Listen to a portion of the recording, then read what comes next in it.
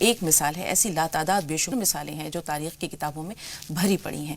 آئیے مجاز صاحب کے پاس چلتے ہیں اور رسول پاک صلی اللہ علیہ وسلم کے اخلاق غیر مسلموں کے ساتھ کیسے تھے، آپ سے جاننا چاہیں گے مجاز صاحب۔ الحمدللہ رب العالمین والصلاة والسلام علی رسول الکریم وعلی آلہ واصحابہ اجمعین، اما بعد۔ اعوذ باللہ من الشیطان الرجیم، بسم اللہ الرحمن الرحیم۔ رب اشرح لی صدری ویسر لی امری واحلل عقدۃ من لسانی یفقہوا قولی۔ اصل میں جو آپ نے آیت پڑھی ہے اس میں قرآن میں اللہ رب العزت نے یہی بات کی ہے کہ اللہ کے رسول صلی اللہ علیہ وسلم تمام عالموں کے لیے رحمت تھے۔ جہاں جہاں اللہ رب العالمین ہے وہاں وہاں حضور اکرم صلی اللہ علیہ وسلم رحمۃ للعالمین ہے۔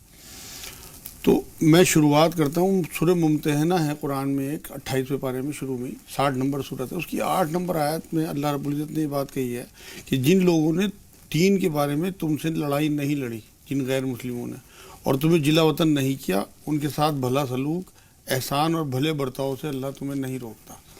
ہمارے ہاں جو معاشرے میں ہر حال میں مخالفت کی بات کی جاتی ہے، وہ لوگ اس آیت پہ دھیان دیں۔ حالانکہ اس سے اگلی آیت میں یہ بھی کہا ہے کہ اللہ تمہیں صرف ان کی محبت سے روکتا ہے جنہوں نے دین کے بارے میں لڑائیاں لڑیں، تمہیں گھروں سے اور وطن سے نکلوایا یا ان کی مدد کی۔ تو جو لوگ بھلے مانوس ہیں، سیدھے سادے، مطلب محبت والے لوگ ہیں، وہ غیر مسلموں میں، چاہے ہندوؤں میں ہوں، عیسائیوں میں ہوں، یہودیوں میں ہوں، مطلب ہمیں اللہ ان سے نہیں روکتا کہ ہم ان سے اچھا برتاؤ، دوستی کا برتاؤ رکھیں۔ پتہ نہیں یہ معاملے کہاں سے اس کے ہر حال میں ہمیں مخالفت کرنی ہے۔ حضور صلی اللہ علیہ وسلم کا آنے کا مقصد ہی دین کا دعوت تھا۔ اگر ہم ہر حال میں مخالفتیں کریں گے تو ہم دعوت دے ہی نہیں سکتے۔ دیکھیے دعوت جو ہے دین کی وہ فرض عین ہے، اس امت کو برپا اس لیے کیا گیا ہے۔ قرآن میں اس امت کا مقصد ہی یہی بیان کیا گیا ہے کہ تم لوگوں کو برائی سے روکنے کے لیے اور اچھائی کی تلقین کرنے کے لیے آئے ہو۔ امت وسط کہا ایک جگہ تو قرآن نے، بیچ کی امت، بیچ کہتے ہیں پل کو، مطلب برج، اللہ اور بندوں کو جوڑنے والے۔ تو ہمارا جو مقصد یہاں مین آنے کا ہے، حضور اکرم صلی اللہ علیہ وسلم کی بعثت کا مین مقصد، حضور کے 24 گھنٹے اسی کام میں گزرتے تھے کہ حضور اکرم صلی اللہ علیہ وسلم لوگوں کو دین کی دعوت دیا کرتے تھے، اور وہی تڑپتے تھے۔ بلکہ قرآن میں تو اللہ نے یہ تک کہا کہ اے نبی کہ اپنے آپ کو ہلاک کر دو گے اس چکر میں کہ یہ لوگ ایمان نہیں لاتے۔ وہ جو تڑپ تھی، وہ جو لوگوں کے لیے کسی طرح سے آگ سے بچ جائیں۔ آپ یہ دیکھیں کہ آپ کو کوئی آگ میں ذرا سا کوئی کتے کا بچہ، بلی کا بچہ یا کوئی بھی اور چوہا تک اگر جلتا ہوا دکھے تو آپ کو اندر سے گل گلی سی ہوتی ہے۔ بالکل ہمارے سامنے ہزاروں کروڑوں لوگ جو ہیں وہ آگ کی طرف جا رہے ہیں، ہمیں پتہ ہے، ہمارے ایمان کا حصہ ہے یہ بات، لیکن ہمیں پھر بھی نیند آ جاتی ہے، ہمیں بے چینی نہیں ہوتی۔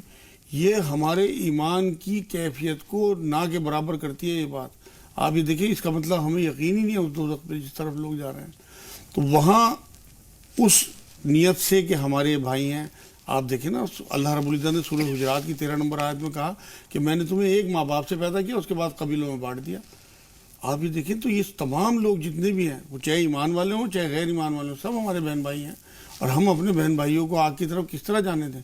تو ہماری یہ تڑپ، ہماری یہ محبت، ہماری یہ لگن جو حضور اکرم صلی اللہ علیہ وسلم کی تھی کہ ٹارگٹ بنا بنا کے لوگوں کی ہدایت کے لیے دعائیں کرتے تھے، ان سے محبت کرتے تھے، احترام کرتے تھے، ان کا بہت احتیاط کے ساتھ ان کے ساتھ سلوک کرتے تھے۔ آپ یہ دیکھیں تحفوں کا لین دین ہو، آنا جانا ہو، ملنا جلنا ہو، مکس اپ رہتے تھے، تبھی تو دعوت دی جا سکتی ہے۔ ایسی بہت ساری مثالیں مجاز صاحب۔ رسول پاک صلی اللہ علیہ وسلم کہیں تشریف لے جا رہے تھے، ایک بوڑھی عورت کو دیکھا، بھاری سا گٹھر تھا، اس نے اٹھا رکھا تھا۔ جی رسول پاک صلی اللہ علیہ وسلم نے فرمایا کہ اماں کہاں جا رہی ہیں؟ بولے کہ کیا بتاؤں، ایک ایسا شخص ہے یہاں جس کی باتوں میں اتنا اثر ہے کہ جو سنتا ہے وہ اس کا ہو جاتا ہے، گرویدہ ہو جاتا ہے۔ اب مجھے لگتا ہے کہ میرا رہنا یہاں دوبھر ہے، میں اپنا علاقہ چھوڑ کر کہیں اور جانا چاہ رہی ہوں۔ خیر رسول پاک صلی اللہ علیہ وسلم نے فرمایا کہ لائیے اپنا گٹھر مجھے دے دیجئے، میں آپ کو پہنچا دیتا ہوں آپ کی منزل تک۔ راستے بھر وہ بوڑھی عورت بکتی جھکتی جا رہی ہے، برا بھلا کہہ رہی ہے اس شخص کو کہ ایسا نہ ہو کہ تم بھی اس کے جھانسے میں آ جانا۔ خیر جب منزل پر پہنچے رسول پاک صلی اللہ علیہ وسلم نے وہ گٹھر نیچے رکھا، انہوں نے کہا بہت بھلے مانس ہو تمہارا نام کیا ہے؟ رسول پاک صلی اللہ علیہ وسلم نے فرمایا میرا نام محمد ہے۔ وہ عورت ہکا بکا رہ گئی، منہ کھلا کا کھلا رہ گئی اور کہنے لگی کہ جو شخص اتنا رحم دل ہے، اتنا شفیق ہے، وہ نہ کاہن ہو سکتا ہے، نہ وہ مجنون ہو سکتا ہے، نہ وہ شاعر ہو سکتا ہے، نہ وہ ساحر ہو سکتا ہے، وہ صرف اللہ کا رسول ہو سکتا ہے، اور اسلام قبول کر لیا۔ جی ایسے تو بہت سارے واقعات حضور اکرم صلی اللہ علیہ وسلم ایک گلی سے گزرتے تھے، ایک بڑھیا روز ان کے اوپر کوڑا پھینکتی تھی، غیر مسلم بڑھیا۔ آپ یہ دیکھیں استقامت کا حال حضور کا، کم سے کم راستہ ہی بدل لیتے، راستہ تک نہیں بدلا۔ یہ جو روایتوں میں لکھا ہے کہ روز کوڑا پھینکتی تھی، اس کا مطلب یہ ہے کہ حضور روز گزرتے تھے ادھر سے، اور جب وہ بیمار ہوئی ہے ایک دن کوڑا نہیں اس نے پھینکا تو حضور صلی اللہ علیہ وسلم نے معلوم کیا کہ بھائی وہ کہاں ہے، پتہ لگا اس کی طبیعت خراب ہے تو حضور عیادت کے لیے پہنچ گیا، اور وہ تڑپ گئی حضور کو دیکھ کے کہ جس شخص پہ میں روز کوڑا پھینکتی تھی، نفرت کرتی تھی. اور بھی بہت سارے صحابہ کا معاملہ یہی ہے کہ وہ یہ کہتے تھے کہ ہم ایمان میں آنے سے پہلے حد درجے کی نفرت کرتے تھے حضور صلی اللہ علیہ وسلم سے، اور اب حد درجے کی محبت، اپنی جان سے بھی زیادہ محبت کرتے ہیں.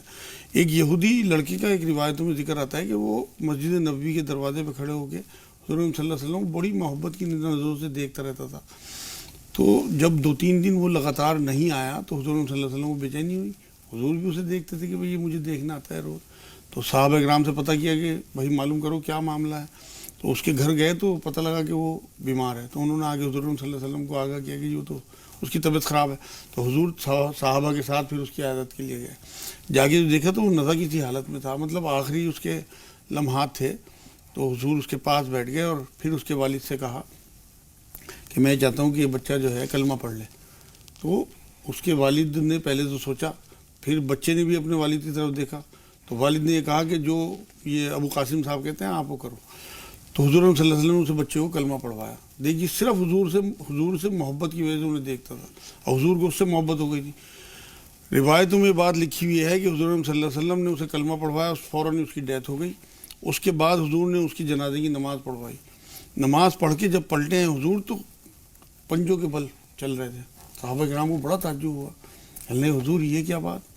تو حضور صلی اللہ علیہ وسلم نے کہا کہ اس بچے کی جنازے میں اتنے فرشتے آسمان سے آئے ہیں کہ پیر رکھنے کی جگہ نہیں ہے، اتنی بھی جگہ نہیں ہے میں پورا پیر رکھ سکوں. تو یہ اس بچے کی محبت کی کیفیت تھی جو حضور صلی اللہ علیہ وسلم کو وہاں تک لے گئی، پھر کلمہ پڑھوایا. اور بہت سارے فتح واقعات مکہ ایسے کی ملتے ہیں. مثال ہے مجاز صاحب. ہم دیکھتے ہیں کہ وہ تمام مشرکین مکہ جو کہ برس سے رسول پاک صلی اللہ علیہ وسلم کے جانی دشمن تھے، آپ کے خون کے پیاسے تھے، آپ کو اپنا وطن چھوڑنے پر مجبور کیا.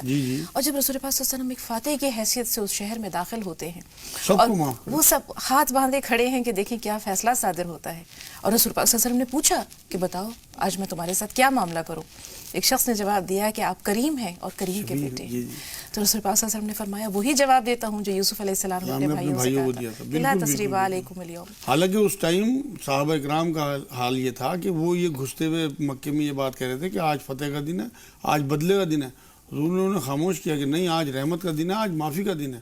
تو رحمت للعالمین ایسے ہی تھوڑی کہہ دیا قرآن میں اللہ نے. آپ یہ دیکھیں کہ ایک جو حضور کی وصال کے بعد ابوبکر صدیق صاحب یہ پوچھنے لگے ایک دن حضرت عائشہ سے کہ عائشہ کیا میں تمام سنتوں پہ حضور کی عمل کر رہا ہوں، کوئی تجھے اندازہ ہے اس بات کا. تو حضرت عائشہ رضی اللہ تعالیٰ عنہ نے یہ بات کہی. حالانکہ یہ روایت کچھ ضعیف سی لگتی ہے لیکن ہے، یہ میں اس لیے سنا رہا ہوں کہ لوگوں کو پتہ لگے غیر مسلموں کے ساتھ کیسا رویہ تھا حضور کا. تو عائشہ رضی اللہ تعالیٰ عنہ نے یہ بات کہی کہ ابا حضور ویسے تو آپ ساری سنتوں پہ عمل کرتے ہیں لیکن حضور مجھ سے کبھی کبھی حلوہ بنوا کے اس سائیڈ پہ جاتے تھے. تو وہ انہوں نے پھر وہی سنت تھا کہ ان سے حلوہ بنوایا، اس سائیڈ نکلے. جا کے آگے دیکھا تو ایک کھنڈر نما بہت پرانی سی کوئی بلڈنگ تھی، وہاں اندر گھسے کہ یہیں آتے ہوں گے حضور. تو وہاں ایک بڈھا پڑا ہوا کرا رہا تھا بہت ضعیف اور بہت بری حالت میں. اب یہ وہاں بیٹھے اور جا کے جو ہے سمجھ گئے کہ حضور انہیں حلوہ کھلانے آتے ہوں گے. اب انہوں نے جب ان کے منہ میں حلوہ دیا ہے تو وہ تڑپ گئے، کہنے لگے محمد نہیں رہے کیا. حضرت صدیق نے کہا کہ آپ تو نابینا ہیں، آپ کو تو دکھائی نہیں دیتا، آپ کو کیسے پتہ لگا کہ میں محمد نہیں ہوں. کہ محمد کو پتہ تھا کہ میری جبڑے نہیں ہیں، میرے دانت نہیں ہیں. وہ اپنا حلوہ پہلے جو تھوڑا سا کیڑا ہوتا تھا اسے منہ میں رکھ کے ملائم کر کے پھر میرے منہ میں دیتے تھے. اور وہ روایتوں میں بات لکھی ہے کہ وہ بزرگ جو ہیں وہ غیر مسلم تھے. اب حضور صلی اللہ علیہ وسلم کی شفقت کا حال دیکھیے آپ کہ کہاں حلوہ بنوا کے لے کے جا رہے ہیں، منہ سے اسے ملائم کر کے پھر منہ میں. تو وہ لازمی بات ہے، ان چیزوں کا تو اثر ایسا ہوتا تھا کہ لوگ جو ہیں وہ جو آپ واقعہ سنا رہے ہیں. آج کے ماحول کی طرف آتے ہیں مجاز صاحب. ہم دیکھتے ہیں کہ ہم مشترکہ تہذیب و ثقافت میں جیتے ہیں، ہمارے ساتھ ماشاءاللہ ہر طرح کے اور ہر مذہب کے ماننے والے لوگ ہیں. تو اسلام کا جو پیغام ہے، درس انسانیت ہے، وہ کس طرح ان لوگوں تک پہنچے، کس طرح ان کے ساتھ رویہ ہو. جس طرح ہم ملتے ہیں، محبت سے ایک دوسرے کو دیکھتے ہیں، سلام کرنے کا یا ایک دوسرے سے ملنے کے وقت ہماری زبان پہ کیا کلمات ہونے چاہیے، کس طرح ان کا خیر سلام دیجیے. حضور نے دیکھو اصل میں ہمیں حدیثوں پہ نظر رکھنی چاہیے. حضور صلی اللہ علیہ وسلم نے بات کہی ہے کہ لوگوں سلام کو عام کرو اور بھوکوں کو کھانا کھلاؤ، تم آسانی سے جنت میں چلے جاؤ گے. یہ نہیں کہا انہوں نے کہ غیر مسلم یا مسلمان، کہیں تفریق نہیں کی. ایک بار فرمایا کہ تم مومن ہو ہی نہیں سکتا وہ شخص جس کے شر سے اس کا پڑوسی جو ہے وہ محفوظ نہ ہو. یہ نہیں فرمایا کہ مسلمان پڑوسی. ایک بار قرآن کی آیت ہے سورہ مائدہ میں 32 نمبر آیت آپ پڑھیں کہ وہاں اللہ رب العزت نے بات کہی کہ جس نے ایک انسان کو قتل کر دیا ناحق تو اس نے پوری انسانیت کو قتل کیا، اور جس نے ایک کی جان بچا لی اس نے پوری انسانیت کو بچایا۔ تو وہاں بھی غیر مسلم یا مسلم کا کوئی فرق نہیں، اگر معصوم کسی غیر مسلم کو، ہندو کو، یہودی کو، کسی کو بھی آپ مارتے ہیں تو آپ پوری انسانیت کے قاتل گنے جائیں گے اللہ کے ہاں۔ یہ وہ مثالیں ہیں۔ اب آپ پڑوسی کے اس میں آ جائیں، کوئی گھر کا پڑوسی تھوڑی، آپ کی دکان کا پڑوسی ہو، آپ کے گودام کا پڑوسی ہو، آپ کی ریل کا پڑوسی ہو، آپ کی بس کا پڑوسی ہو، آپ کے نیٹ پہ بیٹھنے کا فیس بک کا پڑوسی ہو، ان سب کا احترام بہت ضروری ہے۔ ہمارے جو ملک ہیں ان کے بھی پڑوسی ہیں۔ اب جیسے ہمارا پڑوسی ملک پاکستان ہے، پاکستان کے پڑوسی ملک ہم ہیں، انہیں بھی ایک دوسرے کا احترام چاہیے۔ حضور صلی اللہ علیہ وسلم کی ان حدیثوں کے حساب سے یہ لازم آتی ہے بات کہ ہمیں ایک دوسرے کے پڑوسیوں کا احترام کرنا ہے۔ رسول پاک صلی اللہ علیہ وسلم نے بھی جب سفارتی تعلقات استوار کیے تو تحفے تحائف بھیجا کرتے تھے، جیسے حبشہ کا جو حکمراں تھا نجاشی، اس کے ساتھ بہت اچھا سلوک ہوا تھا، ان کے ساتھ تحفے تحائف یا جو سفارتی تعلقات تھے کم از کم وہ بہت اچھے احترام والے تھے۔ ہم دیکھتے ہیں کہ آج ہمارے یہاں جو اکثر سوالات آتے ہیں کہ ہم ان کے ہاں کھانا کھا سکتے ہیں یا وہ ہمیں کھانا بھجوا سکتے ہیں تو کیا وہ ہم کھا سکتے ہیں، بہت سارے اس طرح کے سوالات ہوتے ہیں، دلوں میں سوالات لوگوں کے اٹھتے ہیں، اس بارے میں کیا حکم؟ میں بالکل کلیئر کر دیتا ہوں۔ دیکھیے آپ نے بہت سنا ہوگا کہ حضور صلی اللہ علیہ وسلم کو ایک یہودیہ نے گوشت میں زہر دے دیا تھا، اس نے دعوت ہی تو کی تھی حضور کی، اور حضور اس کی دعوت میں گئے تھے، وہ چاہے اس نے دشمنی کی ہے، اس کا مطلب حضور ان کی دعوتوں میں جاتے بھی تھے اور کھاتے بھی تھے، تو بالکل کوئی قباحت نہیں ہے۔ اگر صاف ستھرے لوگ ہیں، جو دین بتاتا ہے جس طرح سے آپ کو جن چیزوں سے روکا گیا ہے، مان لو جھٹکے کا گوشت ہے آپ نہ کھاؤ، کوئی حرام چیز ہے آپ نہ کھاؤ، لیکن جو حلال چیزیں ہیں، طیب چیزیں ہیں، اگر آپ ان سے دوری بنا کے رکھیں گے پھر آپ دین کی دعوت کیسے دے پائیں گے؟ پھر دلوں میں دوری دلوں میں دوری، محبت ختم ہو جائے گی۔ دوسری بات یہ ہے، دوسرا آپ تحفوں کی بات کر رہے ہیں، حضور تحفوں کے لین دین کی ترغیب دلائے گئے ہیں، کہیں مسلم غیر مسلم کا فرق نہیں کیا۔ اب جو آپ کہہ رہے ہیں کہ اس معاشرے میں ہم کس طرح بات پہنچائیں، یہ صرف اور صرف خدمت اور محبت کے جذبے سے ہو سکتا ہے کہ آپ ان کی خیر خواہی میں اس طرح سے ان کے ساتھ سلوک کریں۔ میں جو سینٹر چلاتا ہوں نا، روحانی مرکز، وہاں سینکڑوں کی تعداد میں میرے پاس غیر مسلم آتے ہیں، اور آپ یقین کرو میرے ساتھ اس طرح رویہ ہے ان کا جیسے اپنے باپ اور بھائی کے ساتھ، عورتیں ہوں یا مرد ہوں۔ میرے سے سینکڑوں لوگ ہیں اس ہندوستان کے خاندان، سینکڑوں، کہ جو میرے سے پوچھے نہ سفر کرتے ہیں، نہ میرے سے پوچھے کوئی چیز خریدتے ہیں، نہ بچوں کا رشتہ کرتے ہیں۔ لوگوں نے میرے سے ملنے کے بعد الحمدللہ شرک چھوڑ دیا۔ اب یہاں ایک سوال ہے مجاز صاحب کہ دلوں میں یہ جگہ آپ نے کیسے بنائی؟ یقینی طور پر خدمت خلق کا جذبہ کار فرما رہا ہوگا۔ بالکل لازمی، میں نے اپنے رسول کی زندگی پڑھی نا صلی اللہ علیہ وسلم، ان کا جذبہ دیکھا، لوگوں کے لیے ان کی تڑپ دیکھی، ٹارگٹ بنا بنا کے دعا کرتے تھے۔ ہم تو اس سنت پہ عمل ہی نہیں کرتے۔ آپ یہ دیکھیں، اپنی زندگی اٹھا کے دیکھ لیں، ہم نے کتنی بار کسی غیر مسلم کے لیے، اپنے دوست یا اپنے پڑوسی یا اپنے جاننے والے کے لیے دعا کیا۔ آپ یہ دیکھیں کہ جتنے بھی ہمارے سراؤنڈنگ میں غیر مسلم ہیں نا، ان کا حساب کتاب ہم سے ہوگا، ان کے بارے میں پوچھا جائے گا کہ آپ نے دعوت دی نہیں دی، ہم سے پورے ہندوستان کا نہیں پوچھا جائے گا۔ تو اس لیے لازمی ہے کہ آپ ان تک اللہ کا دین پہنچائیں، اللہ کا دین حق ہے۔ قرآن میں اللہ نے یہ بات کہی ہے کہ حکمت کے ساتھ احسن طریقے سے، احسن طریقہ کہتے ہیں جو سامنے والے کو اچھا لگے، اپنے آپ کو اچھا نہیں، اس طرح سے لوگوں کو دین پہنچاؤ۔ دلیلیں بھی دیں لیکن ایسی دلیلیں کہ انہیں محسوس نہ ہو۔ بالکل، رسول پاک صلی اللہ علیہ وسلم کے مشن کو صوفیاء کرام اور بزرگان دین نے اسی انداز میں آگے بڑھایا ہے۔ بالکل، دیکھیے آپ حضور صلی اللہ علیہ وسلم کا معمول یہ تھا، حالانکہ دیکھیے شرک سے زیادہ، اسلام سے زیادہ شرک کی مخالفت کوئی نہیں کر سکتا، کوئی کمپرومائز نہیں ہے، لیکن کبھی ان کے بتوں کو، معبودوں کو برا نہیں کہا۔ قرآن نے سورہ انعام کی 108 نمبر آیت میں یہ بات کہی ہے کہ تم ان کے خداؤں کو غلط نہ کہو ورنہ یہ تمہارے اللہ کو نادانی میں گالی دیں گے۔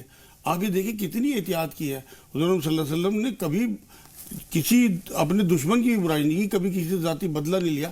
ابو جہل اور ابو لہب کا نام آپ نے سنا ہوگا، کتنے بڑے دشمن تھے، حضور نے انہیں بھی کبھی برا نہیں کہا، کبھی لعن طعن نہیں کی، کبھی ان کے لیے بد دعائیں نہیں کی۔ مطلب حضور صلی اللہ علیہ وسلم تو صرف رحمت بن کے آئے تھے، اور اسی رحمت کا نتیجہ ہے کہ چند سو لوگ جو ہیں، میرے خیال 200 کچھ لوگ لکھے ہوئے ہیں روایتوں میں جو قتل ہوئے ہیں، صرف اتنے بڑے معاملے میں کہ لاکھوں لوگ ایمان میں آ گئے۔